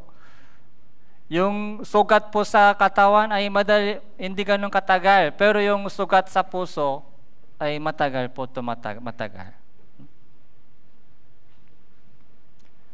Matutulis na salita. Okay? Matthew chapter 5 verse 21 to 22, narinig ninyo na sinasabi sa mga tao noong unang panahon, huwag kang papatay, at ang sino mang pumatay ay mananagot sa hukuman. Uni sinasabi ko sa inyo na ang bawat napupuo sa kanyang kapatid ay mananagot sa hukuman, at ang sino mang magsabi sa kanyang kapatid, raka, ay mananagot sa Sanhedrin, at ang sino mang magsabi, ulol ka, ay magturusa sa nagapoy na impyerno. Bawat napupuo sa kanyang kapatid ay mananagot sa hukuman. Yung raka o ulol, yung mga pangmumura, panlait po, panlait. Okay? Nagkapagsabi po ba tayo ng mga panlait? Nangmumura po ba tayo? Tanga ka? Ano pa? Hindi ko alam. Kahit isang beses po nakapagmura po, saan pupunta? Impyerno. Nag-aapoy na impyerno. Kahit isang beses ka nakapagmura, so impyerno. Ganon kahigpit po yung batas ng Diyos. Mahigpit po yung batas ng Diyos.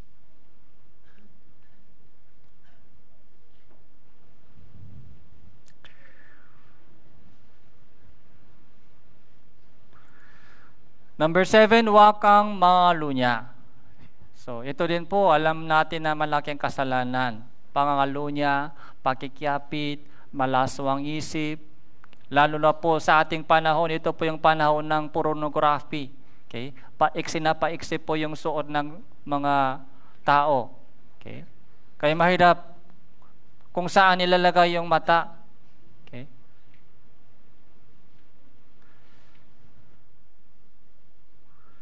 Matthew chapter 5 verse 28, sinasabi ko sa iyo na ang bawat tumitingin sa isang babae na may pangnanasa ay nakasala na sa kanya ng pangalo niya sa kanyang puso.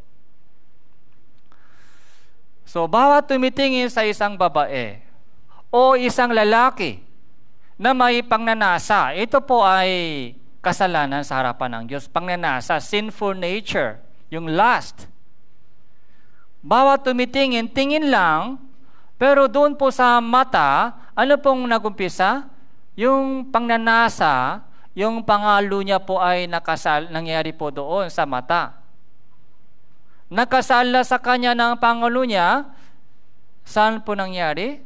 Sa puso.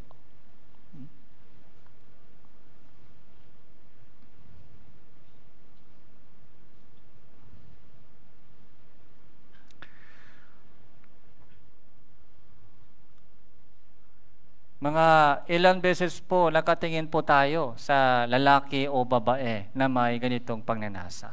Okay? Pag humarap po tayo sa hukuman ng Diyos, hahatulan po tayo ng Diyos. Ilang beses ka tumingin sa babae na may pagnanasa? Ilang beses ka tumingin sa malaswang mga bagay? Hindi po mabilang yung kasalanan po ito. Ito po yung nangyari sa ating puso. Katulad ng kambing, okay? Mata ng kambing. Lustful eye. Mata silang puno ng pangalo niya. Yung mata daw puno ng pangalo niya. Kaya dito po nakumpisa po yung kasalanan ng pangalo niya sa isip.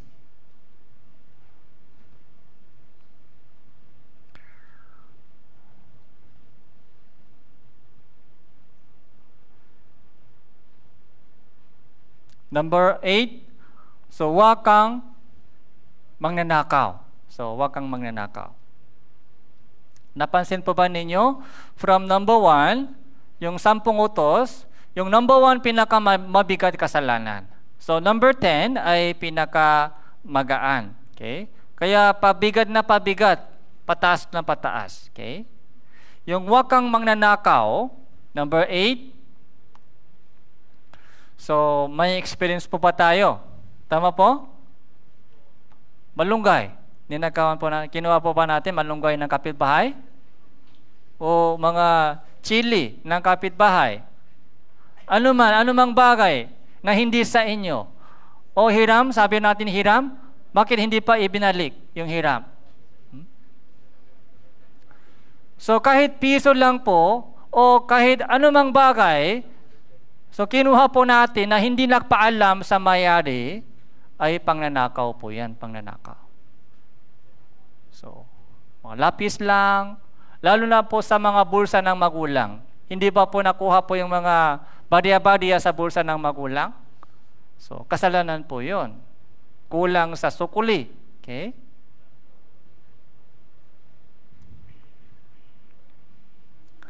Ang nangnanakaw sa kanyang ama o sa kanyang ina, nagsabi hindi ito masama, ay kasamaan ng maninira. Okay? So, kinuha niya yung salapi ng kaibigan niya. Okay? Yung pera sa wallet. Mga chili ng kapitbahay. So, paano rin po natin sa galit ito?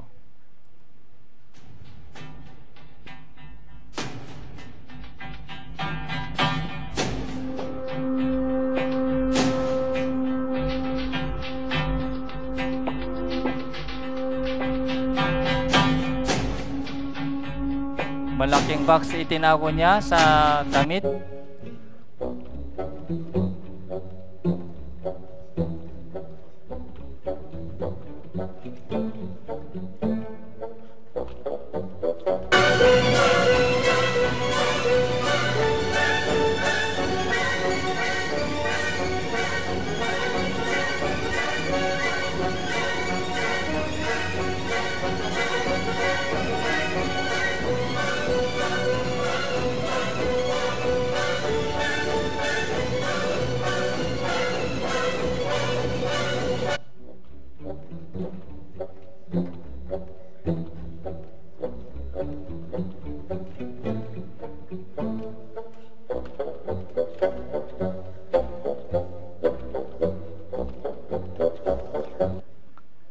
paano lumakat siya.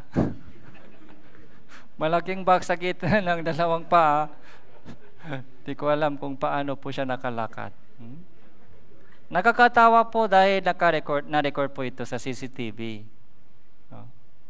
Ganon din po ang nakita ng Diyos sa atin. Ganon din po nakikita po ng Diyos sa atin. Okay? Kahit mali na bagay, ako lang nag-isa, walang nakakita, walang tumingin sa akin, pero ang Diyos po ay nakakita sa atin. Okay? May recording na, may CCTV po tayo, may recording na. Huwag kang magsisinungaling. So, average person tells 4 lies a day. Okay? Yung pinaka-common lie, I'm fine, I love you.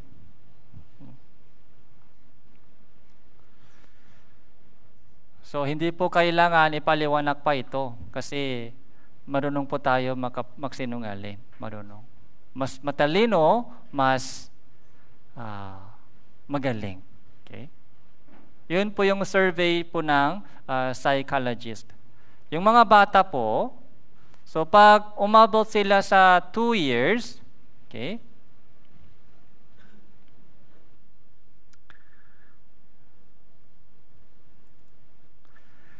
toddlers, yung mga bata, baby, start lying. Ilang taon po siya? Pag 2 years old ka na, so marunong ka nang magsinungaling. Marunong na. So, gaano kadaming yung mga yung kasinungaling ginawa po natin hanggang ngayon.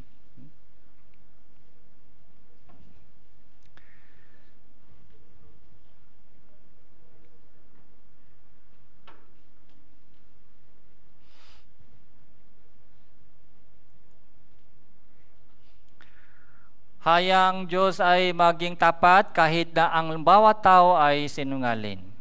Lahat ng mga sinungaling, ang kanilang bahagi ay salawan na nagliliyap sa apoy at aspure na siyang ikalawang kamatayan.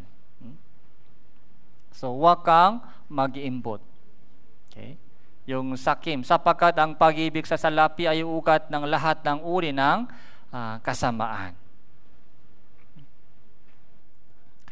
Sa mga 10 utos po, ilan po ba sinunod po natin? Ilan po ba nasunod po ba natin?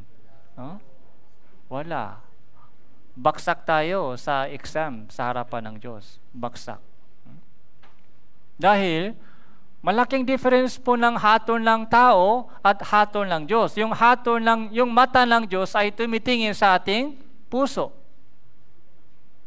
Tumitingin sa ating puso. Kaya mabait naman po tayo sa mata ng tao, pero ang problema po ay iba yung mata ng Diyos. Hindi po katulad ng mata ng tao. Bawat tumitingin sa babae na may pangnanasa ay nakasala ka na ng pangalo niya. Yung pagtingin sa babae ay hindi po na kasalanan sa batas ng tao. Pero sa batas ng Diyos, kasalanan po yan pagtingin sa babae na may pangnanasa. Bawat napupuo sa kanyang kapatid ay isang mamamatay tao. Yung galit po sa puso, hindi po yan kasalanan sa batas ng tao. Hindi po malalaman, hindi po mahuli. Pero sa batas ng Diyos, alam ng Diyos kung may puo tayo o galit po tayo sa ating puso. Ito po yung 10 utos po ay parang salamin para makita po natin yung ating sariling puso, sariling kalagayan.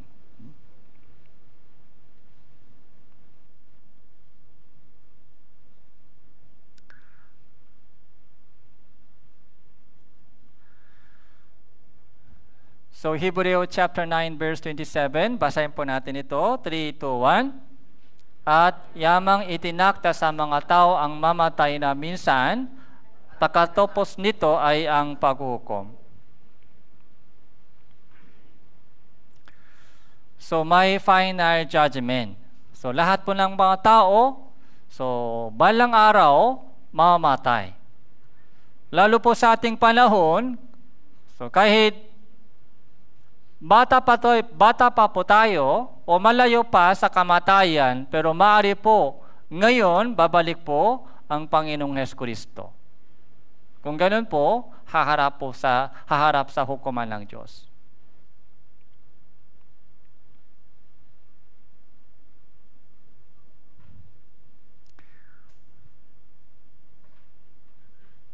Ecclesiastes chapter 12 verse 13 and 14, ito ang wakas ng bagay. Lahat ay narinig, matakot ka sa Diyos. Asundin mo ang kanyang mga utos, sapagkat ito ang buong katungkulan ng tao, sapagkat dadalhin ng Diyos ang bawat gawa sa paghuhukom, pati ang bawat lihim na bagay, maging ito ay mabuti o masama.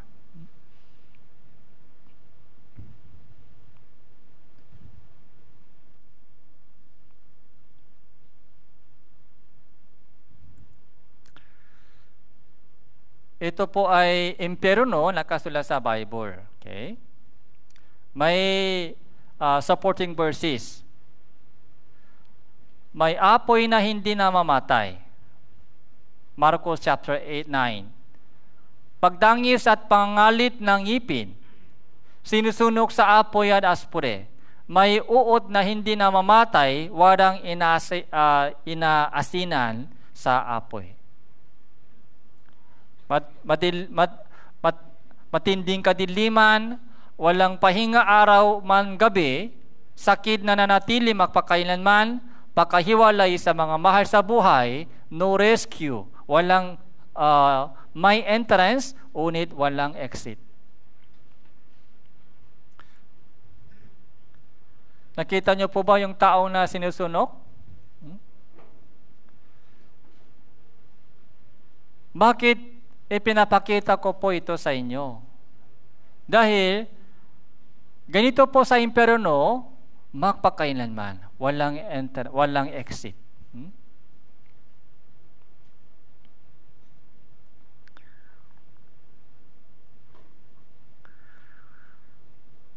Apocalypse chapter 21 verse 8.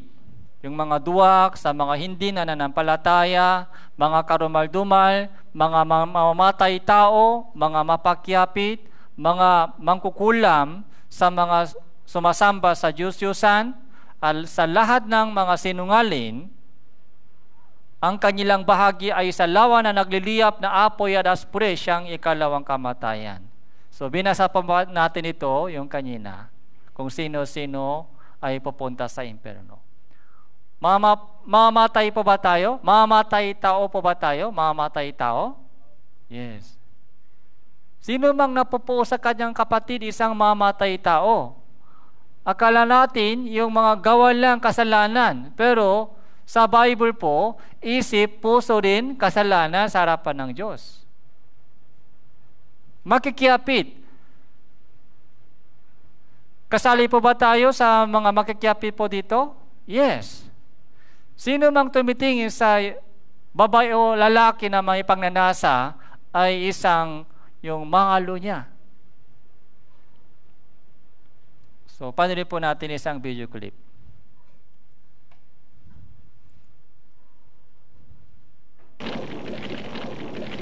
Ganito po ang ito po yung isang illustration lang po patungkol sa imperno.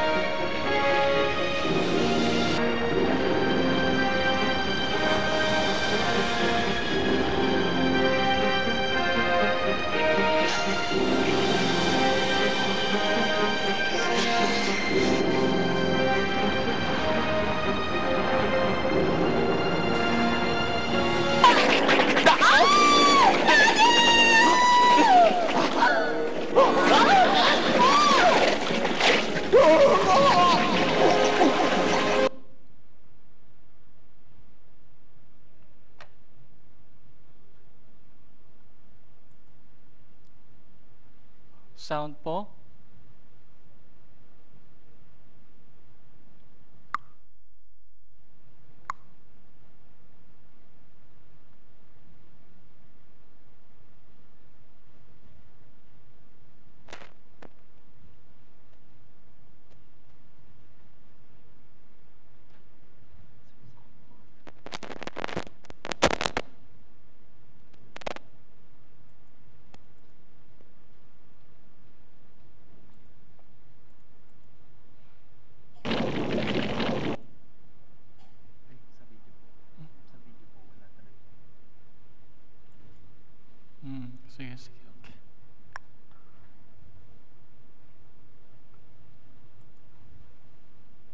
So, panurin din po natin isang video clip po ito.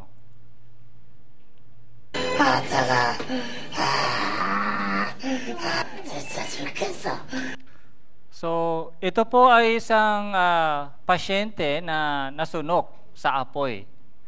Sabi po ng mga doctors, yung isa sa mga pinakamatinding kirot ay kirot po ng mga nasunok sa apoy. Sabi po, sumisigaw po siya. So, tingnan po natin kung ano po yung sigaw po niya. Okay? 가위가 못 찾겠다. 다 했어. 조금만. 아니, 다 했어도 뜨거운 거 어떡해. 뜨거워. 소독 살살려. 와, 지금 너무 아파요. 지금 너무 아파. 지금 너무 아파요. 지금 못 찾겠어요. 못 찾겠어요. 못 찾겠어요.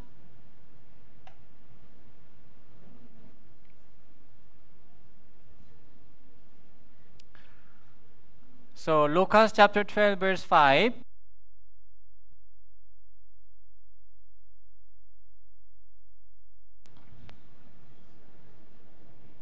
Okay, 3, 2, 1. Sa inyo, kung sino ang inyong dapat katakutan. Katakutan ninyo siya na may pagkatapos pumatay ay may kapangyarihan magtapon sa impyerno. Oo, sinasabi ko sa inyo, siya ang inyong katakutan.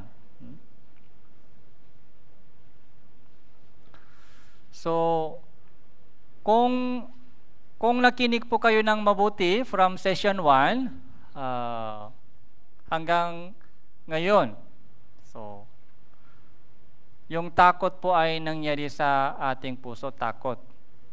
Okay? Normal po yan. Kung may takot po, may pag-asa. Pero kung walang takot po sa ganitong mga mensahe, so yun po ang problema. Kahit may problema po, hindi po nila alam yung kanilang problema. Yun po ang tunay na problema. Okay. May solution po tayo sa Bible, may solution. Okay. Halimbawa po, isang pasyente may cancer. May cancer po siya. Hindi niya alam may cancer. Ako, doctor po ako, may gamot po ako. So gusto kong tulungan siya na gumaling. Kaya meron yung gamot po ay ibinigay ko sa kanya. Ang problema po, ayaw niya uminom ng gamot dahil hindi po niya alam yung kanyang sakit. Ibigay niya yung kanyang gamot sa kanyang kapitbahay. Kaya namatay po siya. Bakit po siya namatay? Okay. Dahil po sa kanyang sakit o dahil hindi po niya alam yung kanyang sakit? Hindi niya alam yung kanyang sakit kaya namatay. So lahat po tayo ay may problema. Hindi lamang po yung mga tao dito, pati lahat po ng mga tao sa mundong ito ay may malaking problema po tayo. Okay? May malaking problema po tayo. Kaya, ang magandang balita, yung mensahe po natin ngayon ay masamang balita. So, nakakasakit. Impyerno, mga kasalanan, yung parusa, kaparusahan. Medyo nakakasakit po na itong mensahe ngayon ay para bukas. Bukas po may mabuting balita. May magandang balita bukas. May solution po tayo sa Bible. Yung magandang balitang ito ay para sa lahat po ng mga tao sa mundong ito.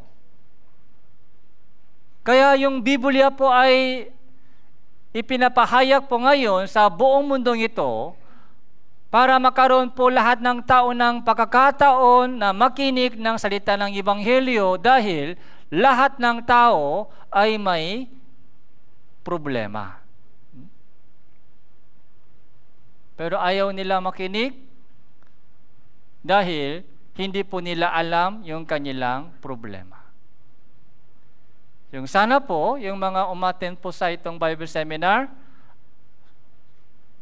at nakinig po kayo ng mabuti from session 1 hanggang ngayon, so naramdaman yung takot. Katulad po ng sabi ng Panginoon, dapat siya ang inyong katakutan. Yung fear of the Lord is the beginning of wisdom. Dapat marunong po tayong matakot sa tunay na Diyos. Okay? Siya po yung lumikha sa atin at namumuno sa buong kasaysayan. Gustong-gusto ng Diyos na ibigay sa atin yung tunay na kaligtasan. Gustong-gusto niya dalhin po tayo sa langit. Ayaw ng Diyos na mapahamak po tayo sa impyerno. Kaya, meron po tayong Bible. Ibinigay ng Diyos sa atin yung kanyang banal na salita para makapunta po tayo sa langit. Bukas po, isa lang po yung kailangan po natin dalhin bukas. Okay? Yung pusong nagsisisi, yun po yung dalhin po natin. At pusong hanap ng katotohanan. So, hinahanap po ng Diyos sa atin. Isa lang po yung hinahanap ng Diyos sa atin, yung tunay na pagsisisi. Okay? Ano po yung tunay na pagsisisi? So, dapat alam po natin na yung buhay po natin hanggang ngayon ay malayo sa kalooban ng Diyos. Yung ating isip, yung ating puso ay nakatuon sa makalupang bagay. Yung ating tiyan, yung ang Diyos. Kailangan po natin aminado sa harapan ng Diyos. Kailangan din po natin malaman na yung ating yung ating mga destination, kapalaluan ay impyerno. Patungo po tayo sa impyerno. Mapapahamak po tayo sa impyerno. Kung ganito po yung tuloy-tuloy yung buhay natin, saan po tayo babaksak? Sa impyerno tayo babaksak. Yun din po yung dapat natin malaman. Tapos, bumalik po kayo bukas at makinig po tayo ng mabuting balita. Mayroon po tayong good news para sa lahat po ng mga tao. Okay? So, babalik po tayo bukas. Okay?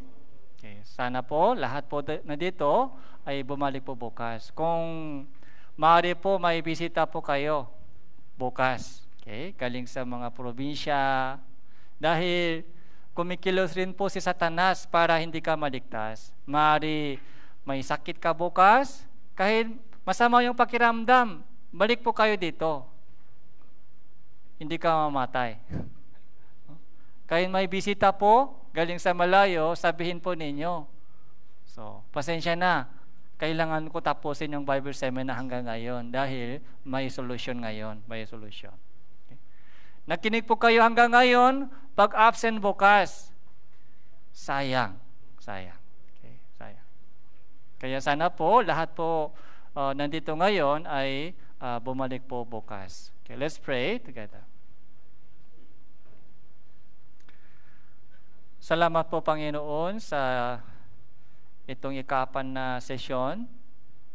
Nakita po namin na kung ano po yung kapalaran po ng isang makasalanan. Kung gaano kadami yung kasalanan po namin sa inyong harapan. Kung gaano kadumi yung aming puso sa inyong harapan. Maawa po kayo, Panginoon, sa lahat ng mga yumuyuko sa inyong harapan. Nawa lahat po ng mga nandito ngayon ay makarating sa tunay na kaligtasan sa pamamagitan ng Ebanghelyo. Ito po yung aming panalangin sa pangalan ng Panginoon Hesus Kristo. Amen. Okay. Maraming salamat.